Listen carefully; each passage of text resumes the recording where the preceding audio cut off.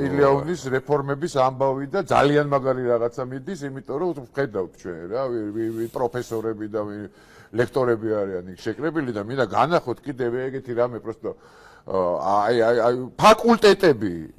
ესე იგი იმდენი ფაკულტეტია, ყველა ერთად რო ავიღოთ ოქსფორდი, კემბრიჯი, რავი, ნები ყველა ერთი 100 ისე რო ავიღოთ, ესე ვთქვათ, ეხლა წარმოიდგინეთ რა. სიმონ ჯანაში აქვეყნებს ამ ამბავს რა, ესე იგი, ანგლისტიკა პირველი, მეორე არის გამოყენებითი გერმანისტიკა, საფრანგეთის მცოდნეობა, ნუ რა არის საფრანგეთის მცოდნეობა წარმოდგენდა არა. რუსისტიკაში და საიმაში ან გამოყენებითი გერმანისტიკა რა არის?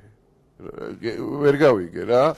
ლიტერატურა მცოდნეობა და ქართული ფილოლოგია. წარმოიდგინეთ, რამ გაყო ახლა ლიტერატურა, მცოდნეობა და ქართული ფილოლოგია. და შემდეგ მოდის ნახეთ რა, მე-19 რა არის, მცოდნეობა. რისი მცოდნეობა? გავაგებინე. ყველაფრის მცოდნეობა, ხო? ყველაფრის იქები რო არიან. ყველა და ბოლოში რელიგიის კვლევები, ნუ ილიაუში იკვლევენ რელიგიებს. აი მაინტერესებს, აი პროსტო მაინტერესებს, ამ იმებში რა ხდება ფაკულტეტებზე ძალიან მაინტერესებს. აი მცოდნეობის ფაკულტეტზე რა ხდება მცოდნეობა არის, როცა ყველაფერი იცი, ეგ უკვე კარგია. მაგარია მცოდნეობა, ძალიან მაგარია. ყველაფერი. ნუ წარმოგიდგენიათ რა ხდება?